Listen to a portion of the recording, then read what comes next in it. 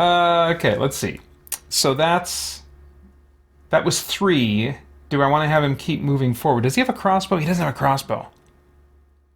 I think I'm going to have him stay put in favor of making sure somebody else in the party with a crossbow can get in front of him. Yeah. So that is the end of the barbarian's turn. The elf does not have that crossbow. Do I want to move him up a little bit? Sure. Let's at least go 1, 2, 3, 4, 5 and stop there. That zombie, or the mummy, let me get his stat card out. Can't remember how fast he can move. I think it's pretty slow.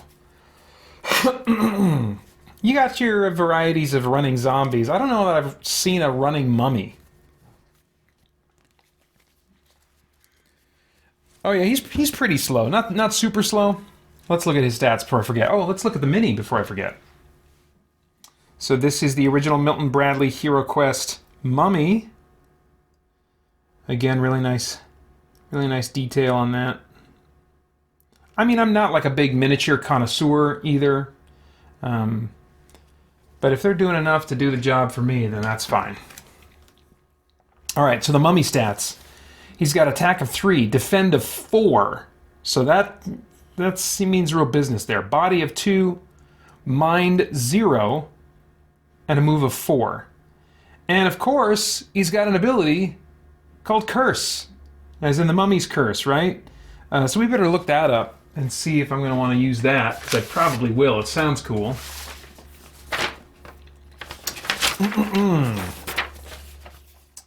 Curse. Okay, looks like it triggers on a 4 through 6, as normal. Targeted hero places a curse token on their character sheet. A hero with 1 or more curse tokens rolls 1d6 for each curse token at the start of their turn. Huh, okay. They may remove 1 curse token for each white shield rolled. What? Did you mean to say combat die instead of 1d6? A hero may remove 1 curse token for each white shield rolled. Okay, I think you meant you roll not a d6 but a combat die. I better fix that. A hero with 1 or more curse tokens on their character sheet rolls 1 fewer combat die when attacking or defending. Okay. The penalty remains -1 regardless of how many curse tokens a hero has. Okay. Okay, so I just got to make that adjustment here. Rolls 1 combat die. That was going to really mess with my head. Okay, so if he rolls a 4 through 6, he puts a curse token on an adjacent character. An adjacent hero, I mean. A hero with 1 or more curse tokens rolls 1 combat die for each of those tokens at the start of their turn. And they may remove 1 curse token for each white shield rolled. A hero with 1 or more curse tokens on their character sheet just automatically, so it doesn't do damage to them, it just messes them up. It makes them less effective when attacking or defending. For each curse token, excuse me, not for each, but a hero with 1 or more curse tokens rolls -1 combat die when attacking or defending. So yeah, okay, cool. I definitely want to try and trigger that. But right now, it's not the mummy's turn yet. The elf just went. He can't attack. The dwarf can, though. He's got a crossbow. He's the only one with a crossbow. So let's see if we can get him in here. 1, 2, 3, 4, 5, 6. I guess I don't have to get closer, because you don't really count range here. He just needs to have line of sight. So the crossbow gives him an attack of 3. On this mummy, let's see what happens here. Jeez Louise. 2. That's pretty good. That's pretty good. Mummy defends with 4.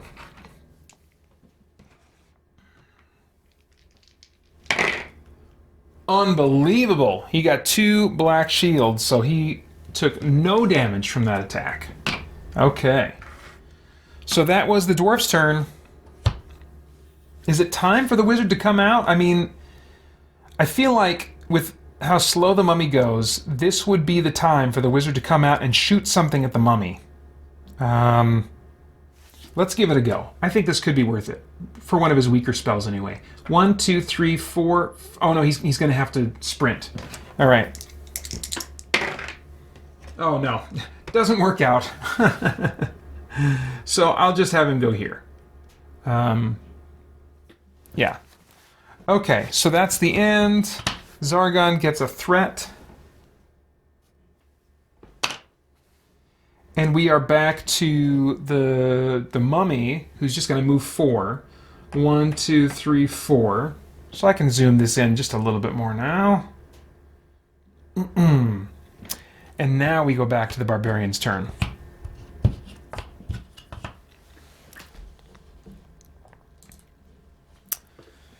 Let's see, Francisco says, bathroom break board buddy is quite the whiz at duties. 5-year-old Francisco is typing, apparently, he adds. Let's see here. Barbarian. Do I want to do anything with the barbarian?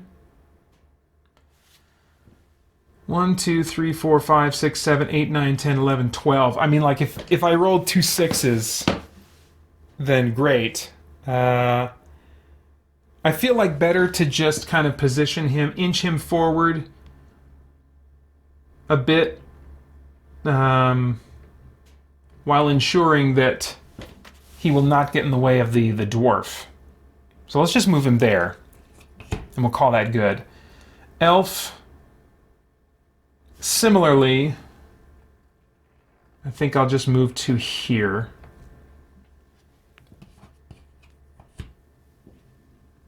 One, 2, 3, 4. Yeah, and then the dwarf can go here. He still won't be touchable by the zombie or the mummy on his next turn, and he'll take a shot with the crossbow again. 2 skulls. Okay, are we going to get a repeat of last time? We'll see. No. Wow. 2. And the mummy has 2 body. Dang it! I didn't get to use the curse ability. All right. Well, there goes the mummy. Let's see if he left any loot for us. He did not. Okay. So then that's the end of the dwarf's turn. Wizard, he's just going to kind of keep up with the group. 1, 2, 3, 4, 5, and we'll stop there. So then Zargon gets a threat. And we cycle back to the barbarian's turn.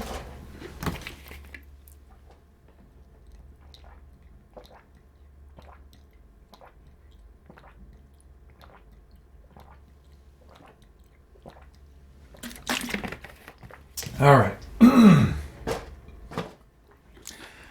Gotta stay hydrated. Doing this much talking, my voice starts to get fatigued.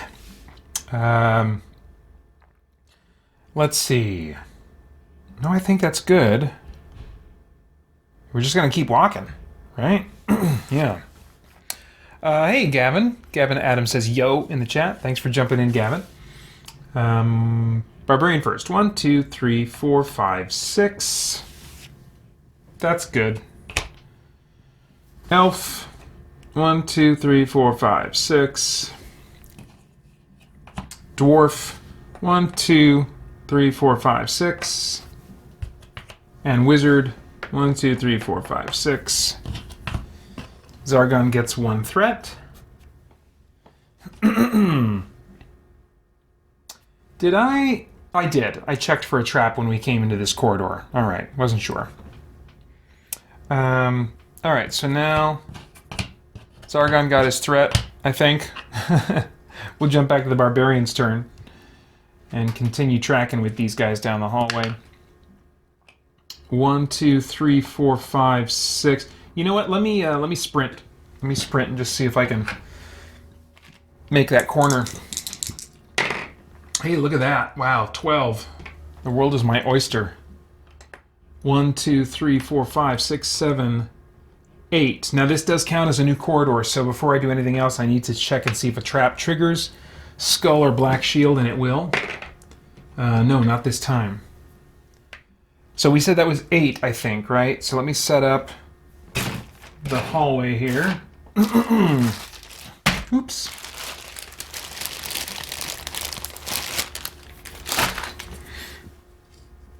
I think all we've got is just this stone block at the end. And otherwise it's just a wide open hallway. 8, 9, 10, 11, 12. All right, cool. So that's the barbarian, elf.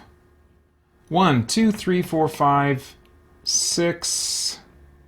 I don't know. Do we want to... Have I established a precedent of everyone sprinting? They're just going to have to catch up when they can. 1, 2, 3, 4, 5, 6. That's the elf. Dwarf. 1, 2, 3, 4, 5, 6. And wizard. 1, 2, 3, 4, 5, 6. Zargon gets a threat.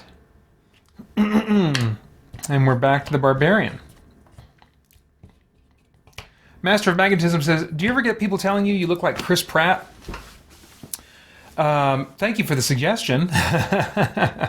That's only ever happened once. It was, I got some comment on, not this YouTube channel, but it was the Spirit Blade Videos YouTube channel, I think. Like years ago. And I keep seeing it when I go back there because that channel's not really active, but I still try to go back and be aware of any comments that are popping up or coming up on old videos there.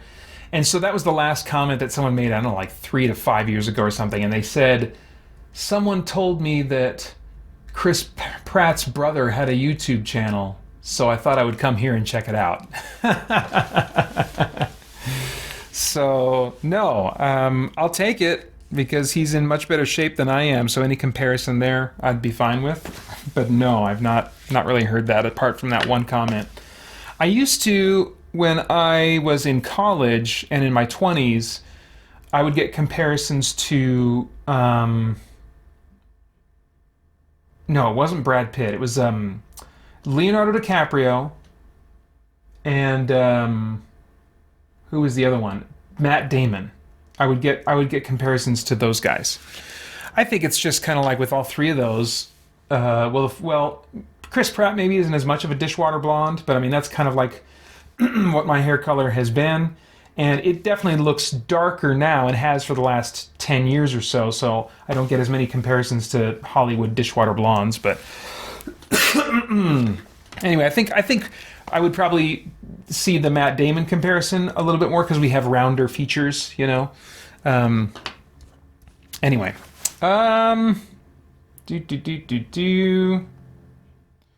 what is happening? I got totally derailed being compared to a celebrity. I think we're just back to the barbarian's turn, right? Francisco says, do you ever get people telling you sound like Merrick Scythe? No, oddly enough. For those who don't know, Merrick Scythe is the character that I played in the Spirit Blade audio drama trilogy that I produced a number of years ago. Let's see here. But thanks for allowing me the indirect plug, Francisco, of my own audio drama trilogy. All right, I'm going to say it's the barbarian. You know what? I'll give the Overlord or whatever, Zargon, a threat, just in case I didn't. And let's do barbarian's turn. 1, 2, 3, 4, 5. Again, new corridor. Let's roll and see. Black shield or skull. All right, we do get a trap triggering. Let's see if his meager mind points can help him to see that in advance. They cannot. He's way too dumb. So now we're going to roll and see if he dodges. He does not. He takes a point of damage. So that brings the barbarian down to 3.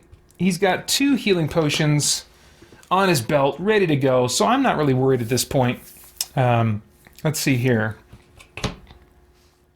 Elf. Okay, Elf, what's up? 1, 2, 3, 4, 5, 6. Nothing much. Dwarf. 1, 2, 3, 4, 5, 6. Wizard. Good. All right. Oops. Zargon gets a threat. And we cycle back up. Oh, wait. I've been doing all this stuff. Hang on. Zargon might have a toy to play with. He does. He does. Flip those tokens back down into the waiting position because we've got another mummy. And this one's much closer. So I'm feeling pretty optimistic about being able to trigger his curse ability. That'd be pretty nifty. So, the barbarian... Oh, he triggered a trap, so he would have had to stop anyway. So it's not like I missed out on an opportunity to attack. Everybody else would have done still what they did. Great. So now, it is the mummy's turn. I already gave Zargon the threat. Mummy, look at that. 1, 2, 3, 4. It's exactly how many he can move. I am going to try and trigger this curse ability.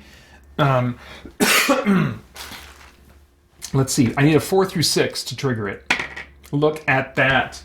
Curse token. And I am using, I believe this was also called a curse token in Descent First Edition. I'm pretty sure. So yeah, that thing looks pretty nasty. Got like the weird, what do you call that? The upside down star, I suppose Satanic star. It's actually has, this is so funny. I mean, it's got roots outside of Satanism and witchcraft. And someone told me, and I think I confirmed it, that actually even before that, it has roots in Christianity in some way. So I mean, sometimes, people ask, should we be bothered by seeing those kinds of symbols in the games we play, the movies we watch, and stuff like that? And for me, it's been put to a number of different uses. And even if it hadn't, I mean, it's, you're playing a game, you're entering into fiction. I made a video called Can Christians Be Evil in Games? Which I think also all the scripture and the thinking that's shared in that also applies to these more passive interactions with content that might be considered questionable and stuff. So, I mean, you can go there for a lot more than I have to say that would certainly be more immediately biblically based in my presentation of it. But for me personally, I don't even think of Satanism when I'm playing a game, especially like that's in another world, like a fantasy setting and stuff. I just kind of think of, okay, that's just evil magic. That's what that's supposed to make me think of, evil magic. And, a curse, that fits in with evil magic and stuff. So, oh yeah, I'm not putting it under a figure, I'm putting it on the barbarian. So he's cursed now. And then how do I get rid of that dumb thing again? Let's see here. I call it dumb as the hero. I love having inflicted it as Zargon. Okay, you roll, at the start of his turns, you roll a combat die for each curse token you have. And you remove a curse token if you roll a white shield. But it's only on a white shield. So I think that's less than a 50% chance of removing it. Not great. So this could hang on for a while and seriously debilitate my barbarian, who's been, I almost called him Thundar. That is what his name is on the character sheet. But yeah, as my primary damage dealer and defense guy, that sucks to take him down a peg like that, because I really kind of rely on him for those strengths. Okay, so now Zargon's turn is done, and I'll flip the tokens over. Let's see here. Thank you, Francisco Ruiz. Pentagram is the word. Well, hello, Pass the Grits. Thanks for jumping into the chat. He says, my girlfriend tells me that I look like Mark Wahlberg. Well, congratulations. Let's see here. Oh, Craig, sorry I missed your comments here. Craig jumped in and started off by saying, hey, Peter, hope you're doing well. So you don't have any fitness goals for the year? You could look better than Chris Pratt in no time. No, it's funny. I just kind of decided that I've been doing, I had that big weight loss thing that I did as part of the podcast over the course of, ended up being about a year. A couple years back, and then as I was doing that, I was trying different things and going more and more the direction of fewer and fewer carbs, until at some point after that weight loss endeavor, I settled into really doing a keto diet, and to different levels of consistency, different levels of carb removal and stuff. But that's kind of been my default go-to for a while now. And I'm able to do it in stretches, at a time, but not like super strict and faithfully. I'm not always sure exactly how well it's working for me. And since there's just enough that I don't know about the keto diet, there's just extremes online. If people are like, this will kill you, it's like, this is fine. Just make sure you're doing it A, B, and C, and so there's just, and of course, people sharing their opinions with you are, going to be coming from a particular perspective, and they've read certain things, but I don't know what they've read, so I don't know how much weight to give their words. But I just kind of decided that there's enough I don't know about it that I don't want to do it for, let's just say what I said yesterday is 2 months. Like that'd be the absolute max, maybe more like a month at a time or something like that. And then the rest of the time I want to settle back into something like what I was doing during that weight loss endeavor, which really, a lot of it was just smaller portions and a lot more vegetables and fruit now and then. And so I think I want to kind of settle into something like that. So I wouldn't exactly say I have some weight loss goals. I'd like to lose a little bit more weight again.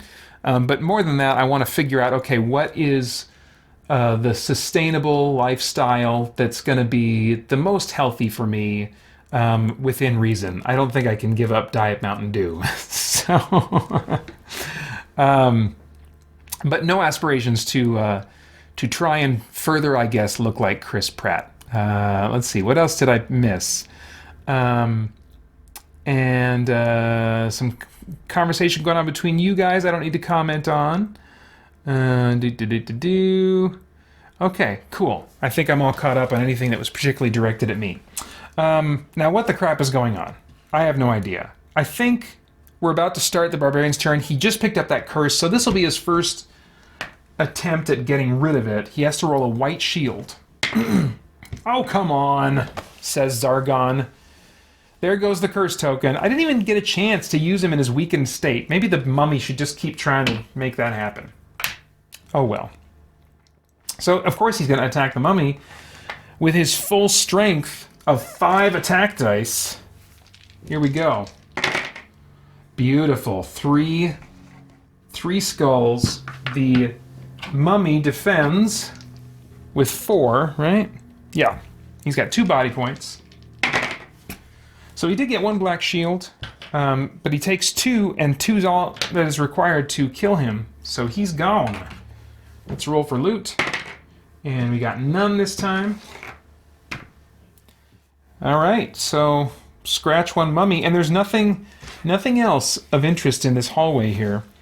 The Barbarian can now move because he hasn't moved yet on his turn. 1, 2, 3, 4, 5, 6. Should be enough. And then the elf, we go 1, 2, 3, 4, 5, 6.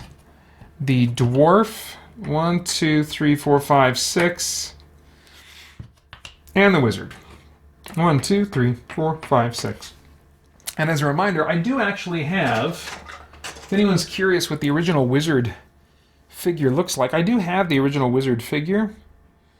But I don't know that this guy looks all that cool to me. And besides, I take every opportunity in my headcanon to play as my the wizard I invented for a D&D group I was in years ago. He's named Elderast. He's a bitter, old, decrepit wizard. And this is a sorcerer figure, actually a master sorcerer figure. The master versions are in red. But this is a figure from Descent. It's an enemy figure. But, the red matches really pretty well with these other figures. And the figure, definitely with his bald head and kind of dependent on a staff, leaning a little bit, holding a skull. I mean, like, this is a pretty good snapshot of how I view Elderast. I think he's more decrepit, more ugly, more withered, and skinny, and, his legs trembling even a bit. But yeah, that's pretty good. That's pretty good. All right, so let's give Zargon a threat.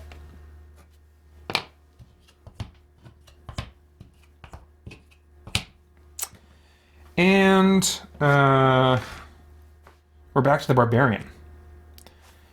Let's see here. He's just going to go 1, 2, 3, new corridor. So he does trigger a trap Will his meager mind points allow him to see it? They will not. So now we roll again to see if he actually gets nailed by the spear. He does not. Somehow he manages to dodge it. Okay, and there's nothing yet in this corridor either of note. So let's see. Where was he? 1, 2, 3, 4, 5. Okay, so let's drag our hand against the left wall here. We'll go 6. That's just my default when I'm playing video games or tabletop dungeon crawls, any kind of dungeon crawl type deal. I just drag my hand. I imagine dragging my hand against the left wall and try to use that to ensure that I hit every room. Because I want all the loot, all the treasure, and if appropriate, all the XP. You don't get XP in this game, but you do, with my dice roll, the looting thing, that almost functions like XP, because in HeroQuest, your heroes, it's money, ultimately, that makes them more powerful because they go and upgrade their gear with the money that they get. So it is a little bit like adding an XP element from time to time to the enemies that are defeated. All right, let's see here. Barbarian's done. Elf is going to go 1, 2, 3, 4, 5, 6. Nothing real exciting there. Dwarf, 1, 2, 3, 4, 5, 6. And the wizard, 1, 2, 3, 4, 5, 6. All right. So Zargon gets a threat. We flip these tokens, and what do you call it? We keep going. That's what you call it. Continuing. 1, 2. New corridor. All right. A trap does trigger. Does he dodge it or see it in advance? He does not. Does it hit him? It does hit him. So the barbarian is down to 2 body points now. But again, he's got those 2 healing potions ready to go, so I'm not too concerned yet. But that's the end of the barbarian's turn. Elf's turn. 1. Oh wait, do I need to set up anything in this hallway? I think I do. Yeah, there's 1 door. And, sorry. Let's just tilt that down just a little bit. That's better. Okay, so we got 1 door here, and then we do have some stone blocking off this hallway.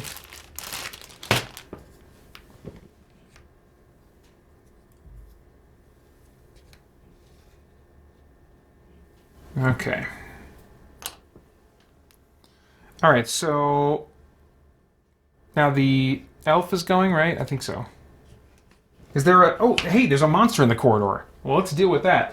It is a skeleton, and I'll just let it be a skeleton this first time, I guess. Unless there's something really calling out to me on my monster chart. Let's see. Oh, dang it, those are too big.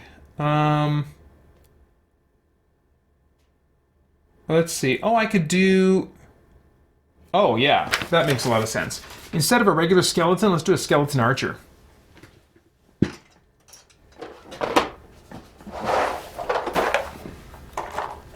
All right. So this is the skeleton archer figure from, I think it's 2nd edition Descent is when this one came around. But yeah, I like using him in HeroQuest because so often enemies in this game don't have any kind of ranged attack. But that, once the heroes start getting crossbows, a bunch of enemies, they can't even touch them. So let me get the skeleton archer's stat card out, and we can more closely look at what he's got going on.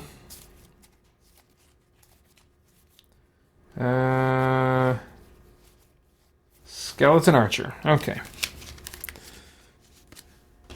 Let's take a look. He's got an attack of 1, so not great. Not great. I think your normal skeletons have an attack of 2.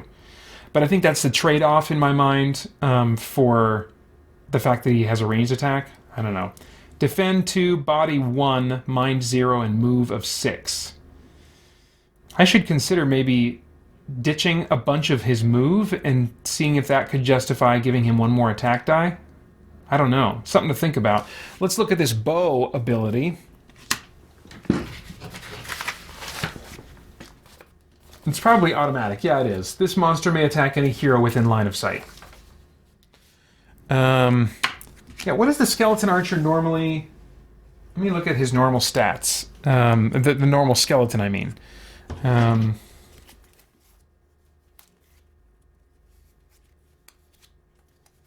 Here we go. Yeah, a normal skeleton has an attack of 2, defend 2, and he's got this fear ability. Let me experiment just on the fly. I just don't like that one attack die. That seems off. So I'm going to, gosh, I'll really penalize his move. I'll put it down to a move of 2. Really sacrifice a ton of movement there. And let's try giving him an attack of 2 instead. We'll see what that balance feels like. Where'd my sleeve? Here we go.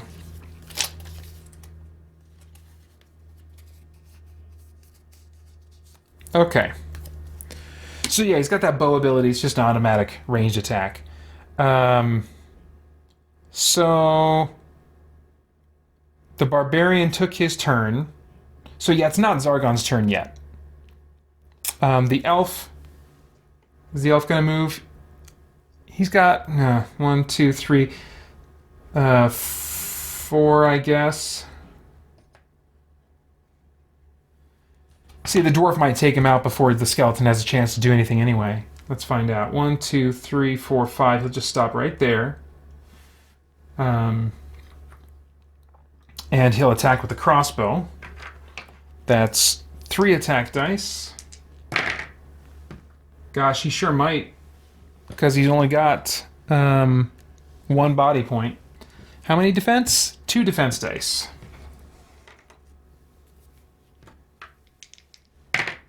Ah. Oh wait, no, he survived. It was just 1 skull. Okay, cool, great. The skeleton archer lives. Yay! Alright, so that's the dwarf's turn. Wizard, I don't think it's time for him to come up front yet. Not for this guy. He'll just move forward a little bit.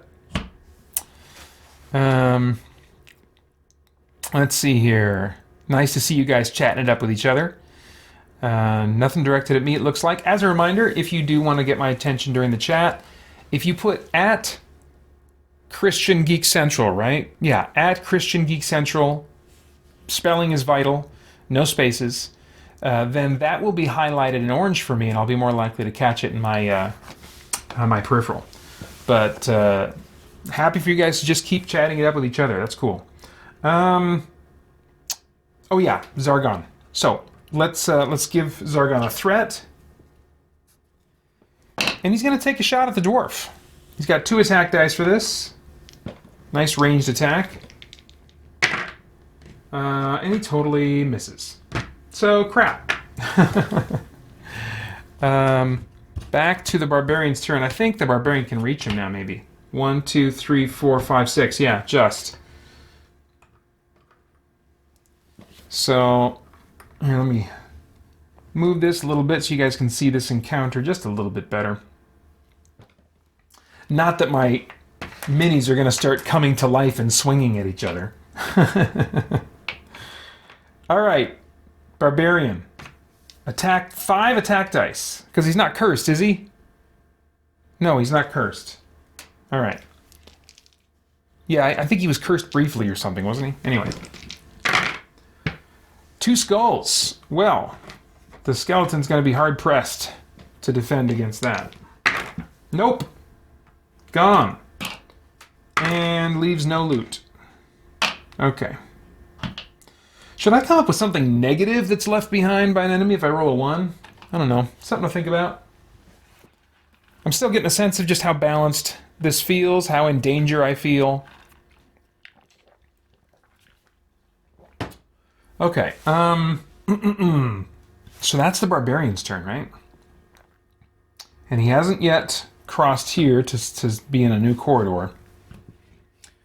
His turn's over. Elf. Let's go 1, 2, 3, 4, 5, and then yeah, let's open up the door.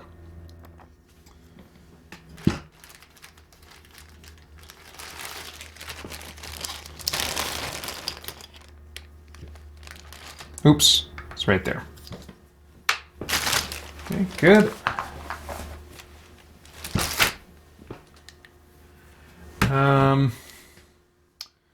And what's in this room? We got a bookshelf, I believe. No, there's a cupboard. So we're going to put a cupboard in there. This is still one of the, I think, strongest component elements of the original HeroQuest, is these 3D furniture pieces, which are, I think they're probably mostly aesthetic.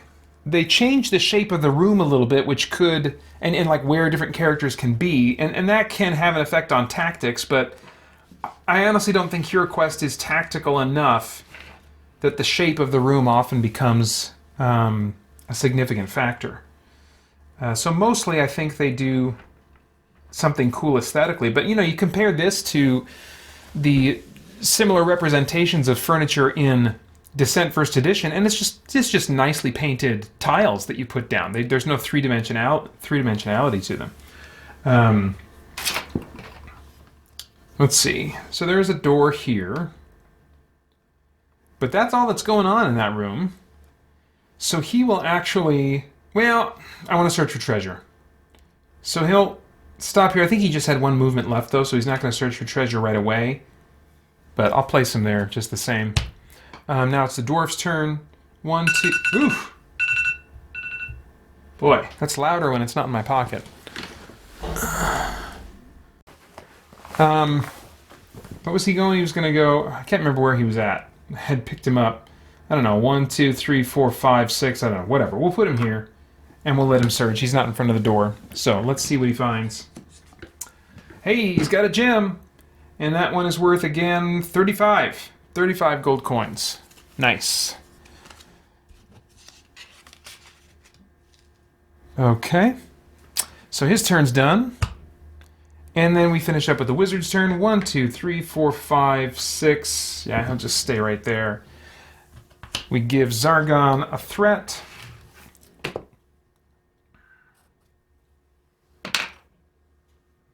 Oh, I think I've been forgetting to ditch some threat for some of these traps. At least 2 of them I've forgotten.